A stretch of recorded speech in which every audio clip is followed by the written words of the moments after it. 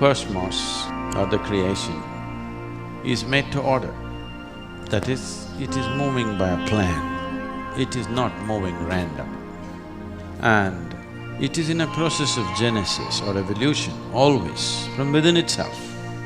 We here call it prapanch, which means something that came out of the five elements being the basis.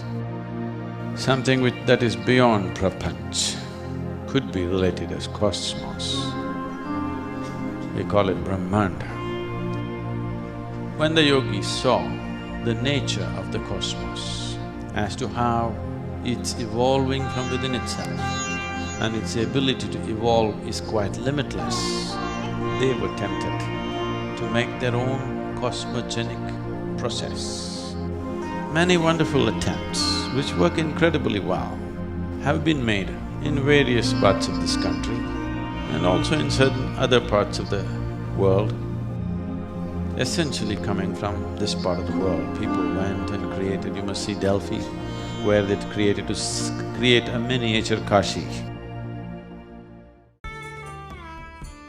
Everything in creation, one way or the other, is a micro replica of the cosmos itself. That goes for the human body too. Dhyanalinga itself is just that manifestation. Dhyanalinga is a small capsule of cosmos. If one is willing, it is willing to open up endlessly. Because it's a device.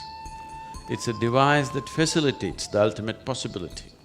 There have been many instruments like this in this country. For example, a living one is Dhyanalinga itself.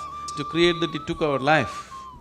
To create a city like that is a mad ambition and they did it thousands of years ago.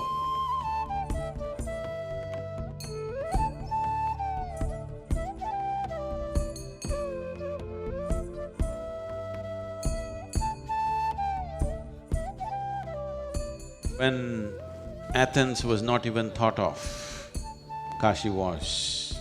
When Rome did not even exist in people's minds, Kashi was. When Egypt did not exist, Kashi was. That ancient.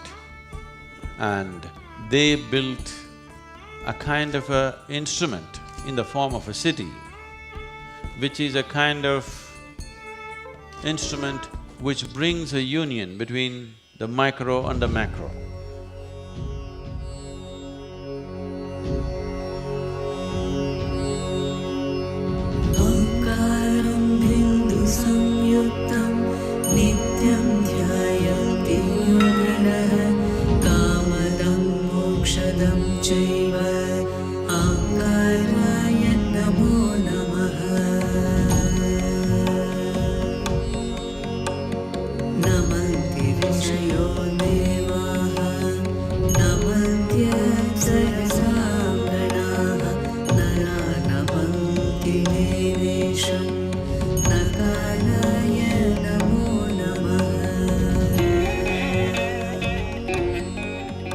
What is that draws millions of pilgrims from all around the world to Kashi? There are so many myths around it, and there are so many realities around it. This truth has always intrigued me. When I hear about Kashi, one thing is very clear, that there is something very exceptional about this place. In our tradition, this is the most significant place that a person can live and die in. What is the truth behind the legend of Kashi?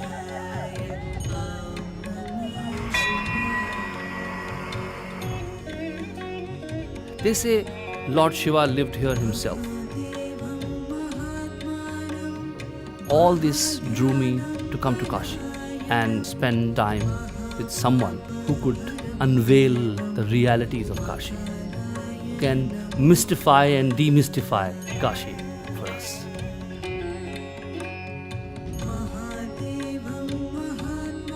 One thing which describes him for me is that he's absolutely authentic, full of energy, full of wit. On one hand, he's devastatingly logical. On another hand, he deepens the mystery of the whole world. He does not dissect it, but he makes it very approachable for you. He's someone who is very unconventional, mystic. He's something which you can touch, feel. He's here with you. He talks the language of today. He talks the language of science. He talks the language of logic. And that's what makes him absolutely special. And I'm privileged to have him here with us and would love to spend some time.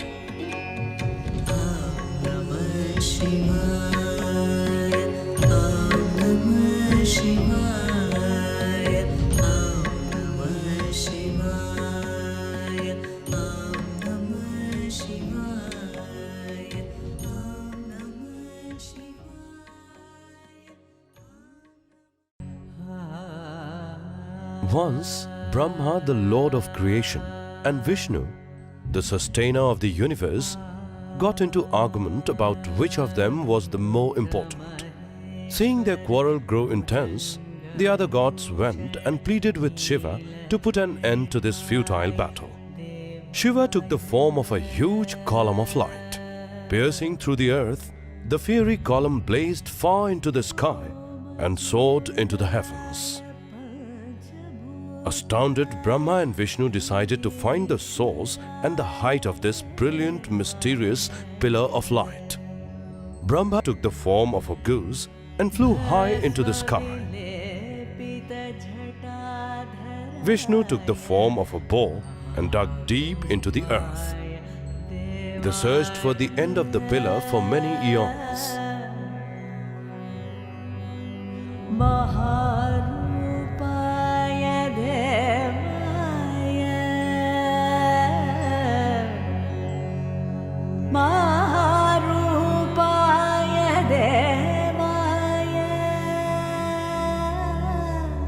Defeated and humbled, Vishnu returned with folded hands, surrendering to the eternal nature of Shiva. However, Brahma, not wanting to admit that he was defeated, decided to lie. He swore that he had seen the crown of the pillar, and the Ketaki flower bore false witness to his claim. Shiva, enraged at Brahma's lie, cursed him, saying that he would never receive worship. This is why, even today, there are no temples dedicated to Brahma. And that is how Kashi became the city of light.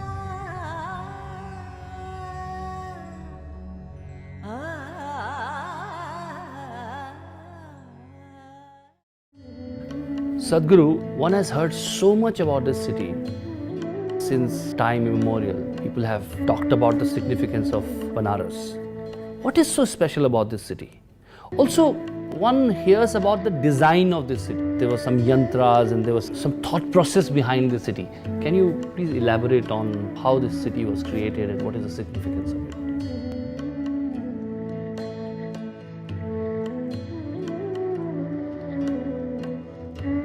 Yantra means a machine or a mechanism. Normally every machine that we build, we have built essentially to enhance who we are. So whenever you create a machine, you're taking a certain part of the earth. Everything that we have created is dug out of this planet one way or the other.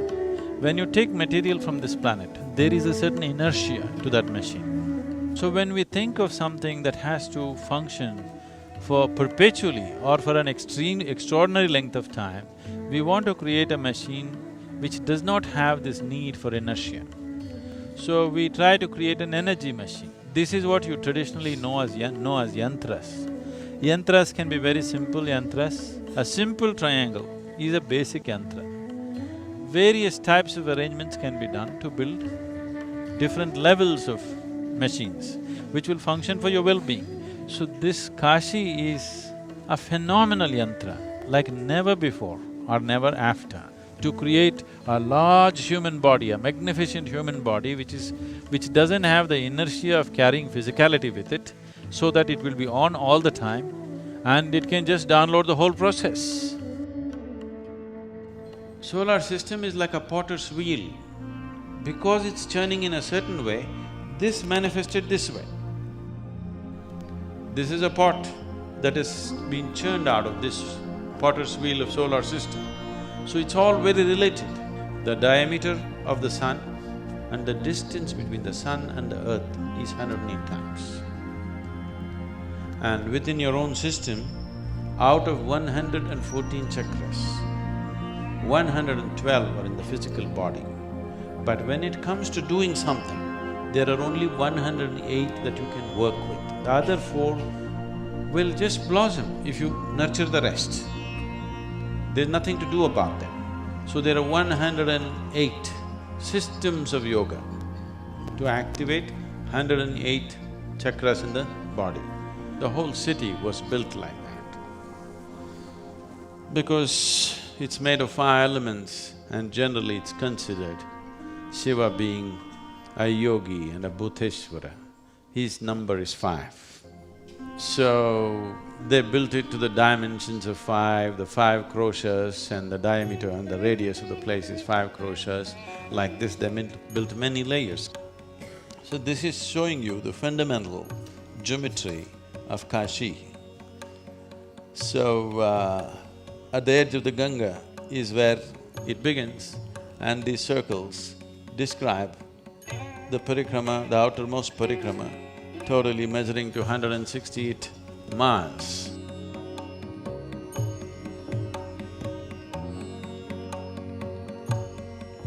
The city itself is built like this, and temple is a smaller manifestation of that. This is the geometry of the original temple. It is absolutely complex. The core of it does not exist anymore. There are 72,000 shrines, the number of nadis. So they built 70,000 and they created sufficient corners around, angles around to make it multiply itself into 72,000. So it is the number of nadis in the human body.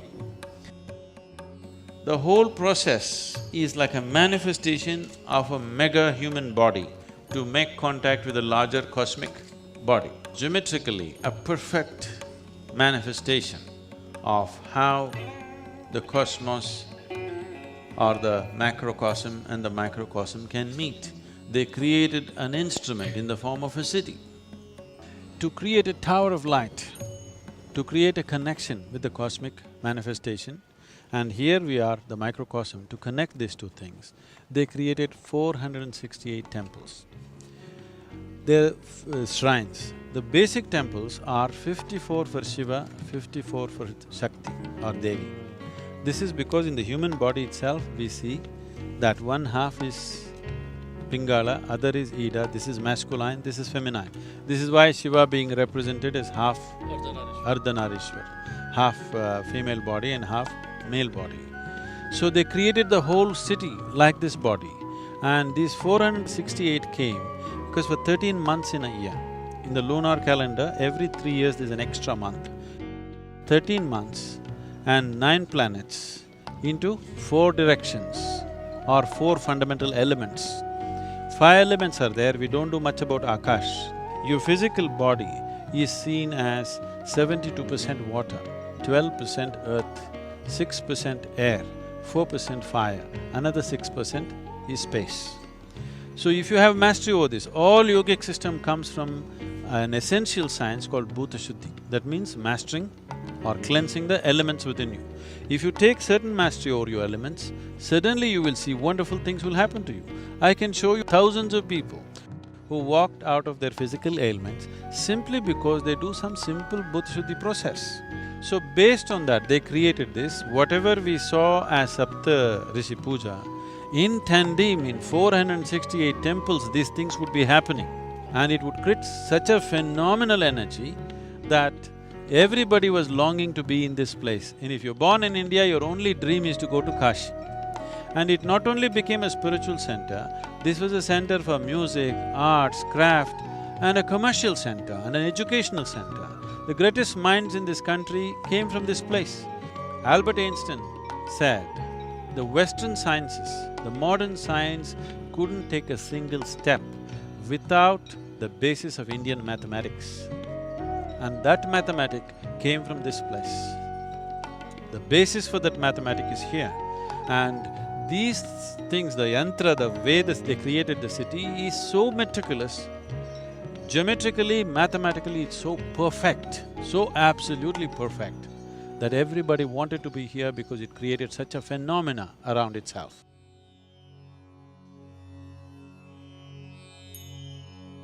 It's a misfortune that we were not alive when it was in full glory. It must have been the most phenomenal place for it to draw people from across the world. People have been traveling here from across the world for thousands of years. Gautama came here to give his first teaching. The Chinese traveler who came after Gautama, he says, Nalanda University is just a small drop of knowledge that fell out of Kashi. And Nalanda University has still been recognized as the greatest place of learning, not only of those times, they say even in today's world, you cannot compare another university with this. There were 30,000 monks studying in Nalanda and over 10,000 faculty, all kinds of subjects, every kind, Eastern, Western, every kind of subject. Mathematics reached its highest peak. All the people that you hear of, Aryabhatas and so many others, they all came from this region, all generated by the culture that was alive in Kashi. This level of intelligence and human competence came because of this instrument which allowed them to make contact with dimensions which are not usually available to a human being. It is not something that they logically thought up. They saw the existence the way it is. By seeing the nature of the creation, human intelligence matured in ways that nobody had ever imagined possible. Even today, it's in common language, but they may not know what's behind this. They say Kashi is not on the ground, it is on Shiva's Trishul up there. Because they created a physical structure which in turn generated an energy structure. And the energy structure is not on the ground, it is above. So because of this, they said, Kashi is not on the earth, it is above the earth. So it's because of that this whole tradition came up. If you go to Kashi, that is it. You don't want to leave the place because when you get connected to the cosmic nature, why would you want to go anywhere else? Sadhguru, the first thing you notice when you enter Kashi is the number of temples. There are many, many, many temples here. So many of them. Why have so many temples? Is it that this is a place for many gods? You primarily hear about this being the place which belongs to Lord Shiva. But what about other temples? There are so many other temples here. It would be great to know more about that.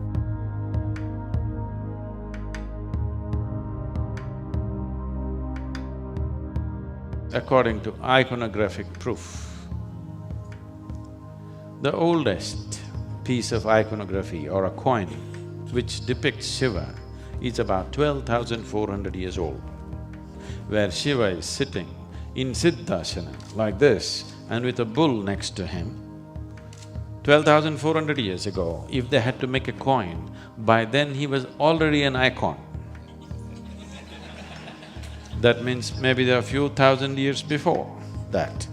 The legend of Kashi 100% goes by the fundamental that he himself lived here. This is his winter place.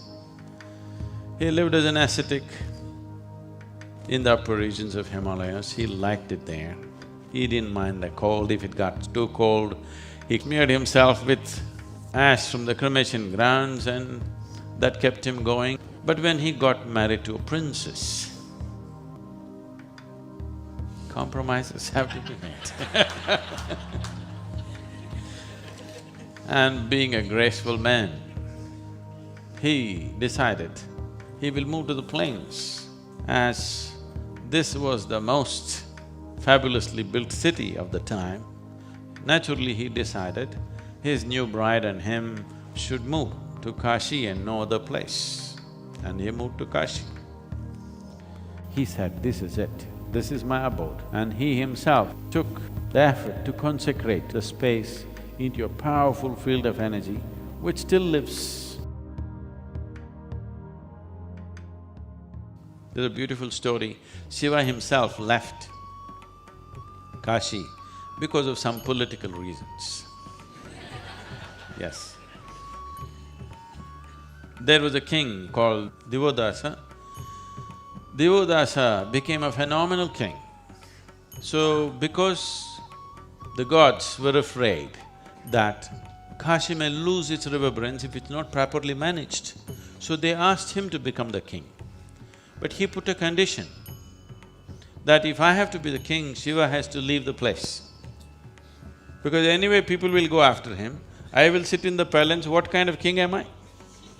Shiva has to leave. So Shiva, along with Parvati, left to Mount Mandala. He went there and he could not stay. He wanted to come back to Kashi, but there's a political condition that he cannot come back to Kashi.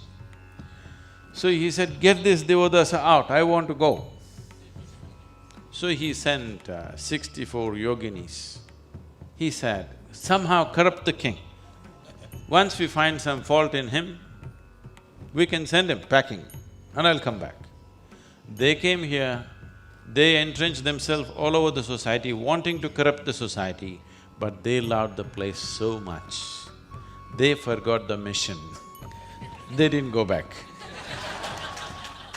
Then he sent Surya Deva. He came here, he loved the place so much. People, all the Aditya temples are for him. He came and he loved it so much and he didn't go back. Then he sent Brahma. Brahma himself came and he loved it and he didn't go back. Then he said, I cannot trust any of these people. And he sent his own ganas. They cannot forget Shiva, they are his people. But they loved the place so much. They thought, this is the only place Shiva should live, not Mount Mandara. And they became Dwarapalakas of this city. They said, anyway he has to come, there's no point we going back. Then Divodasa was tempted with mukti. He did not fall for any kind of other things they created, corruptions. He was incorruptible, but he was tempted with mukti and he took it. Then Shiva came back. So, there's a temple called Avimukteshwara because Shiva promised he will never leave Kashi. Whatever happens, I will not leave Kashi. So these are all stories to tell you how much they long to be here, not because of pleasures, because of the possibility that the city offered. Because the city was not just a dwelling place, it was a mechanism to go beyond all limitations. It was a mechanism for this tiny little organism to connect with the larger organism of the cosmos.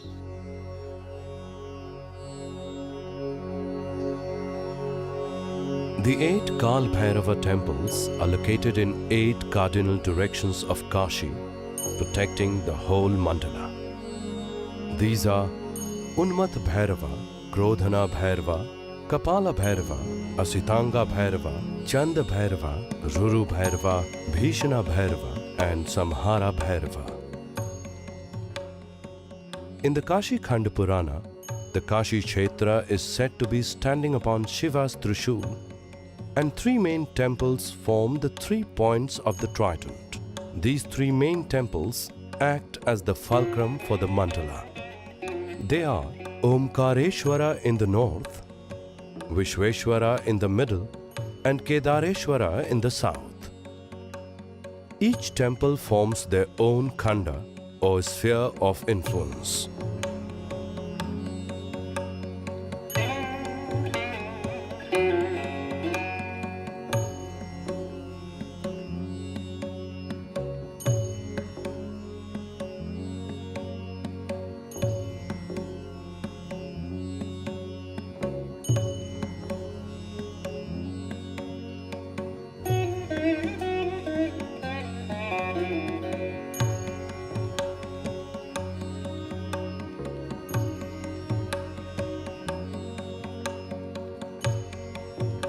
Along the 8 directions, 56 Ganesha temples have been established in 7 concentric circles.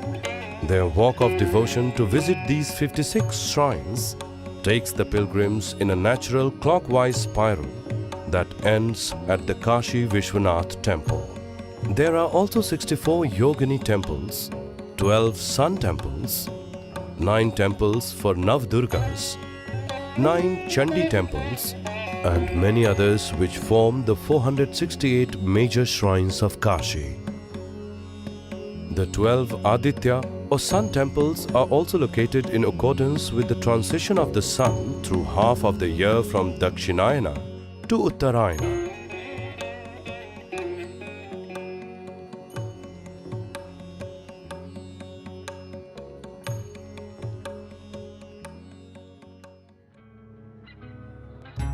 The Panch Kroshi Yatra is one of the most significant Padyatras done by pilgrims around the sacred Kashi Mandala.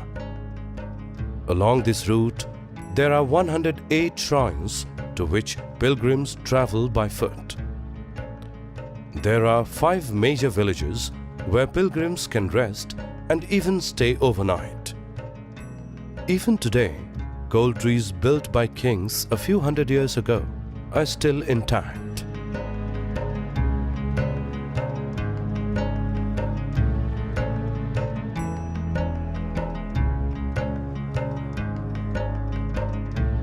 As one travels in a clockwise direction on the Panch Kroshi route, all the temples are located on the right side of the road, marking the outer limit of the Panch Kroshi sphere. The Panch Kroshi Yatra begins with a dip in the river Ganga at Manikarnika Ghat.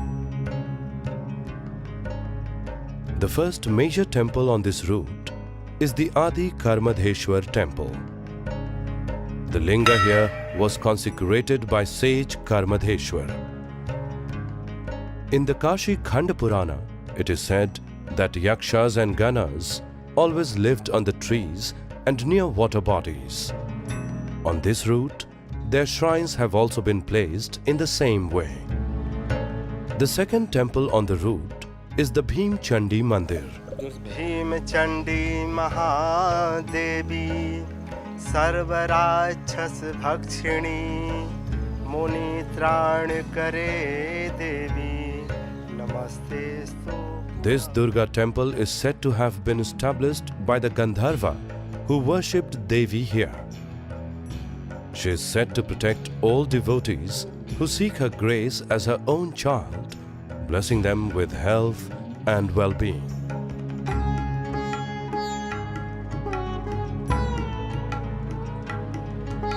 The third is Dehali Vinayak temple. This temple is directly in line with the Kashi Vishwanath temple, marking the halfway mark of the yatra. It is said that before entering Kashi, Lord Rama meditated here. The fourth is the Rameshwaram temple. This temple is said to be a replica of the Rameshwaram temple in the south.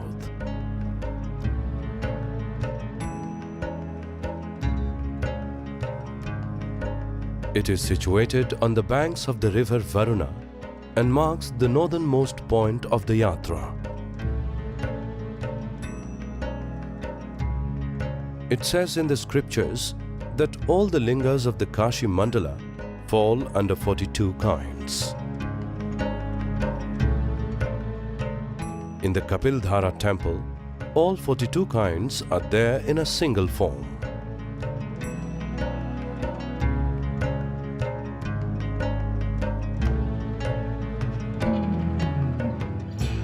The Pasupani Vinayaka and Kapilidhara temples mark the end of the Panch Kroshi Yatra.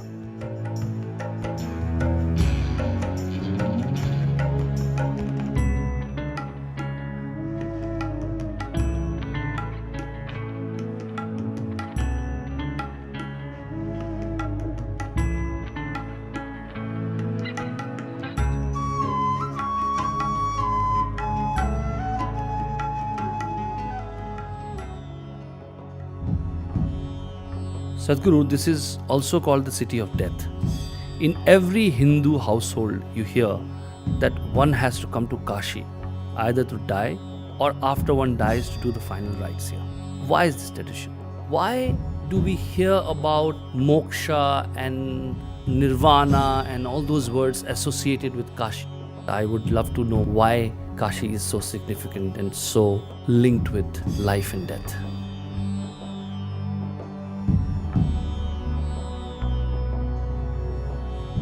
Most people do not choose to live in a great manner.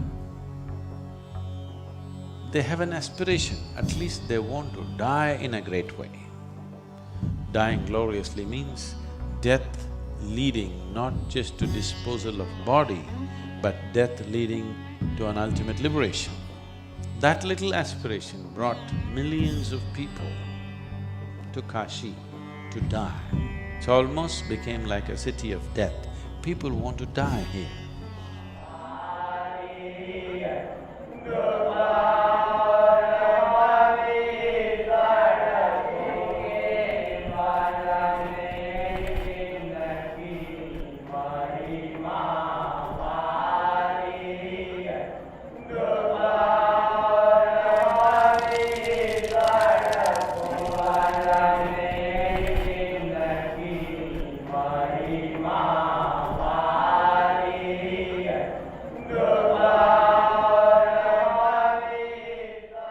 What is exactly death? Is the decaying of body or the dying of body is death? On one hand, my body is dying, on my thoughts, my ideas are becoming something which the world suppose embraces, and they live without me. So is it, would you call it death? What would you define death as? Have you ever died? Did you die and come back? No. In your experience, no, isn't it? Somebody else may say so, it doesn't matter. In your experience, no. Did you ever see somebody who died and came back? I haven't seen anyone. No. Have you ever seen a dead man? Yeah. You seen a dead man? I've seen dead body. Dead body you have seen. Have you seen a dead man? I don't think so. So you have not seen one, you have not met one, nor have you experienced. So where did you get this idea that you will die? It is learned thought. That's what.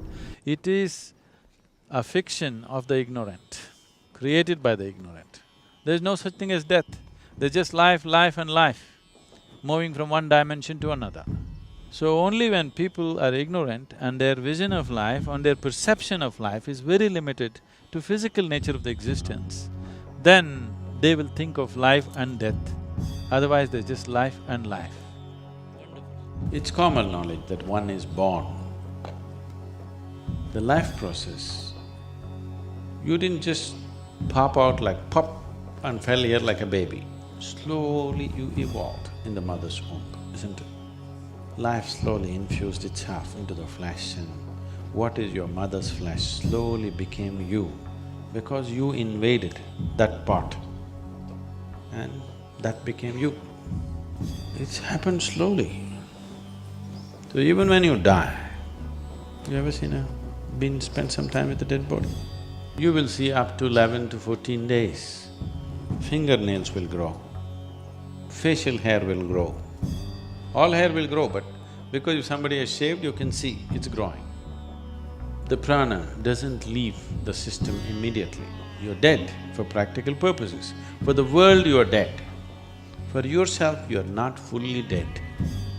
That will take 11 to 14 days.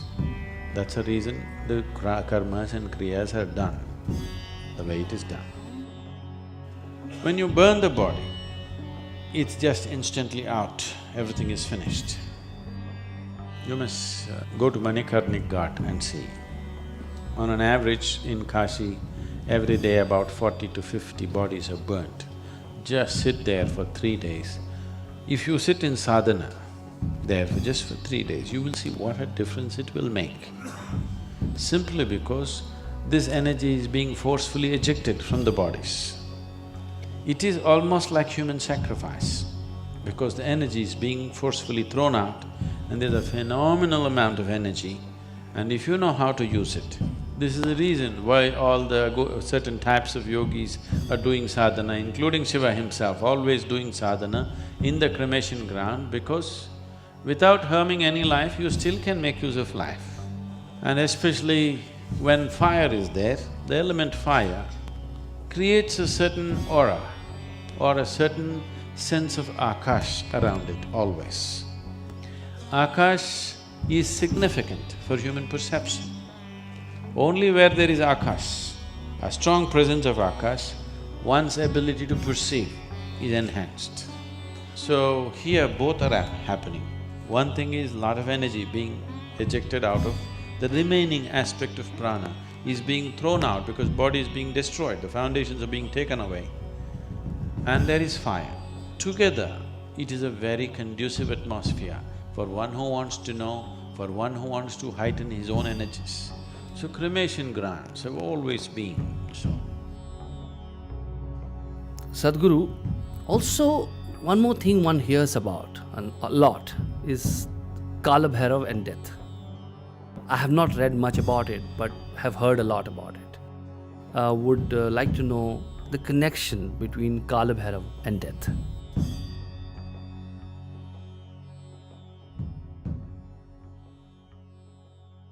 Mahadeva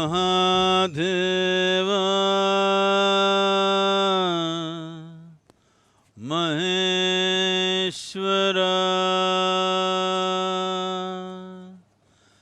Bhairava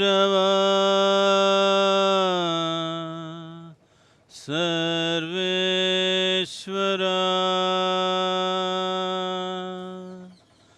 Mahadeva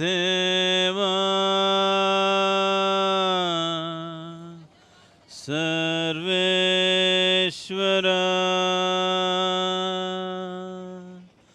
Bhairava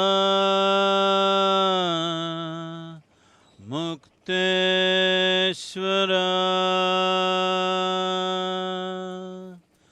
Mahadeva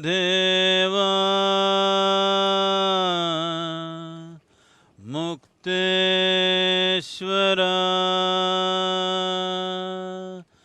Bhairava Kala Bhairava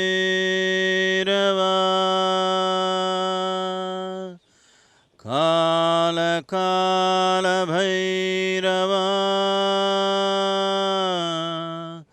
Maharatre.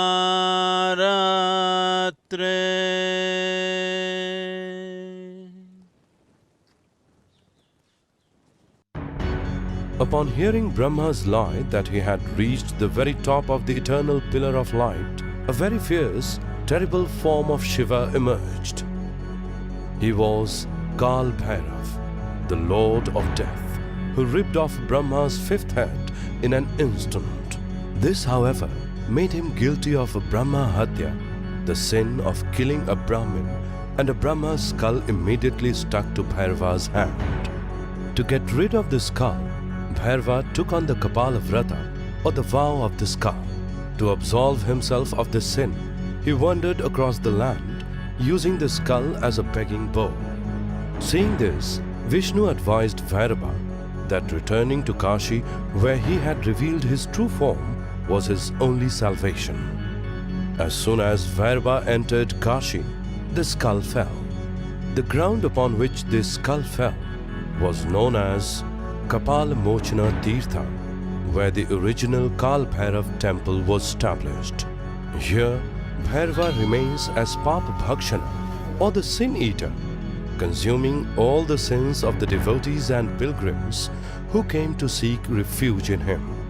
Thus, Kashi is known as Mahasmashana, the ultimate cremation ground. Right now we are in front of Manikarnik. Right next to that is the Kala Bhairav temple. What you see there is Kala Bhairav temple. Kal Bhairav means… Bhairav is one who takes you beyond fear. Kal Bhairav is the fear of time. It is the fear of time, it's not the fear of death. Time is the basis of fear. If you had limitless amount of time, it wouldn't matter, isn't it? It is time is running out. if something happens, time is the issue, if something doesn't happen, time is the issue. That is why Kal Bhairav, if you are free from the fear of time, you are free from fear itself, absolutely. So Kal Bhairav is a deadly form of Shiva. It was guaranteed, if you come to Kashi, you will attain to mukti. It doesn't matter what kind of a lousy creature you have been all your life. So all the lousy creatures started coming because they lived badly and they want to die gloriously. So he said, there needs to be some check. So he took the form of Kal Bhairav. It's called Bhairavi Yatana. That means when the moment of death comes, for all that you have been, your whole many lifetimes plays out in a moment with great intensity. And whatever pleasures and sufferings and pains that need to happen to you will all happen. It would have spread over many lifetimes, but all that will happen to you in a microsecond, but with the kind of intensity that you cannot hold. So this is called as Bhairavi Yatana. Yatana means ultimate suffering, it's something that happens to you in hell. He will make it happen to you here. So when you want to do that kind of a job, you need a right kind of costume. Shiva put on the right kind of costume and became Kal Bhairav to create Bhairavi Yatana for you, to create such phenomenal pain that you have not imagined possible, but just for a moment, so that after that, nothing of the past remains in you.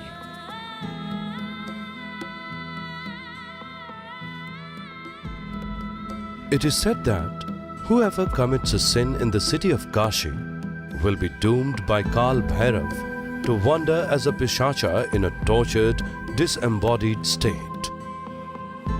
Even for such tormented beings, the city of Kashi offers liberation at the Pishach-mochan temple. This wretched state is far worse than that of the Bhairavi Yatana, as the torturous lifespan of a pishacha is 3 lakh years. Pishach-mochan, said to have once been a pishacha himself, was assigned by Kal Bhairava to carry out this role of delivering even the most sinful into ultimate liberation.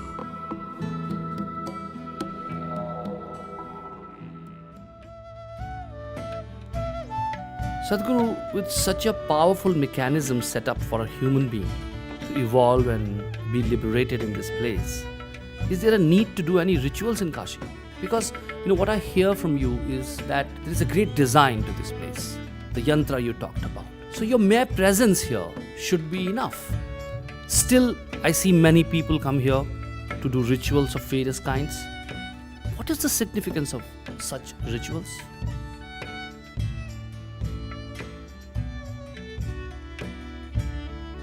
Kashi is full of rituals. It was the center of rituals. There's nothing as surefire as doing something internally. That is the best way to do it. So once you've been initiated into your process, that is what you should depend on. Why these things are built is, it's for the public. They do not know how to do anything with themselves, but they know enough that something needs to be done with them. So when that is the case, an instrument like this and the complex rituals that came along with the instrument are very useful because it handles people en masse. There was something called a Saptarishi Puja. Saptarishis means the 7 sages who were the first disciples of Shiva. They were to leave to carry this message and go. When they asked him, how should we worship you? He taught them a method. He said, you do it this way, I will be there. That method was taught to them and they taught to the people, and today it continues in the same tradition. The way Shiva taught it to the 7 sages, that process they started off. And they did it in such a way, stacks and stacks of energy they built. This may not be tangible for other people, for me it's a living reality. and people will just burst into tears, they don't know what it is. Those who are doing it, they do not know how it happens. But they're sticking to the procedure that's been taught to them and making it happen. See, the guy who's driving this boat does not know how to build an engine, he's just learned to use it and it works. So they just learn to use it. As the Saptarishis would have done, 7 people sat down there and they did this and it was a phenomena. I've never seen anything so energetic in any temple. I've been to quite a few. Wherever I feel it's an energy center, I go. I don't go there to pray, I don't go to ask, I've never done abhisekams and pujas in any temple in my life, okay? But this is a phenomenal science. You must come and sit in the Dhyanalinga temple. No ritual, no mantra, no puja, no nothing. It's always in total silence. Just come and sit there and see, because it's essentially created for meditativeness. People who have no idea what's meditation, people who have no instruction, without an instruction, you can make people meditative. So these are technologies, these are not belief systems. Great. Technology is gone bad. My last question to you is, when somebody comes to Kashi, what is a must one should experience here? First of all, to come prepared a little bit. I would say, if you're traveling to Kashi, at least for 3 months, get initiated to some simple meditative process. Meditate for some time, make yourself little more sensitive and come. Leave all your beliefs at home and come. Thank you, It was really a pleasure.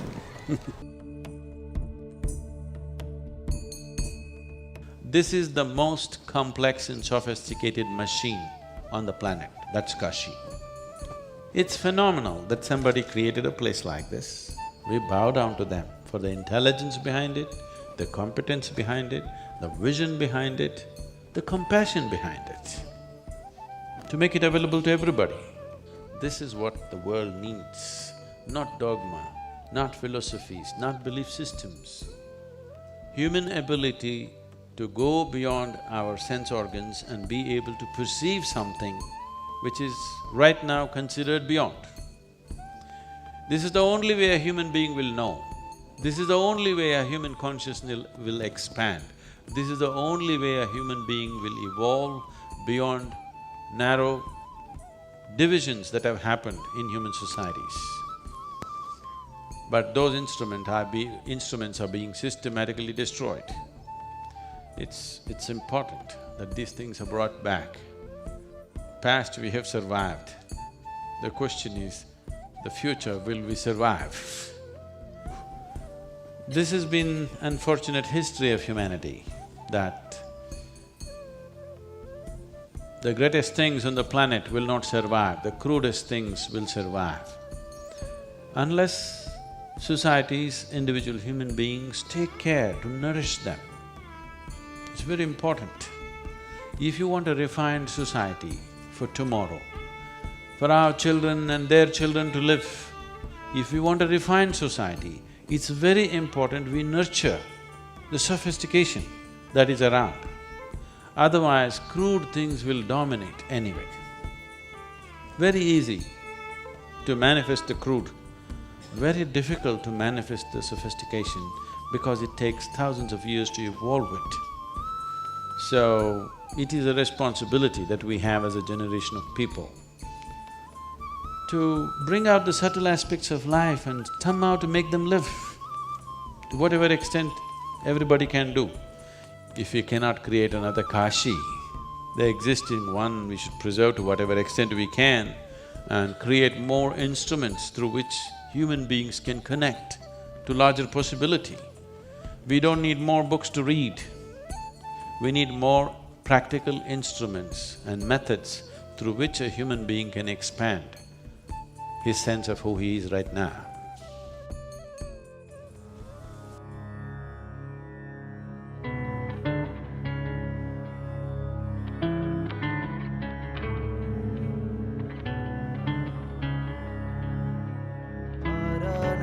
पुरपतिं भज विश्वनाथं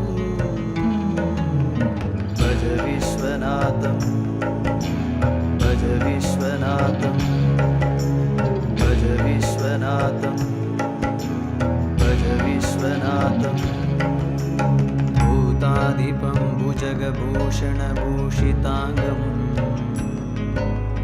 व्याघ्राजिनाम्बरधरं जटिलं त्रिनेत्रम्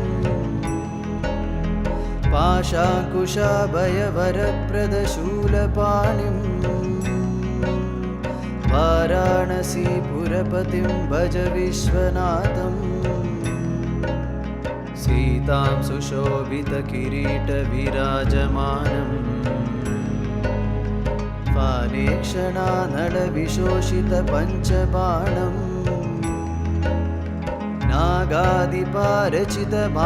नागादिपारचितभासुरकर्णपूरम् वाराणसीपुरपतिं भज विश्वनाथम् भज विश्वनाथम् भज विश्वनाथम्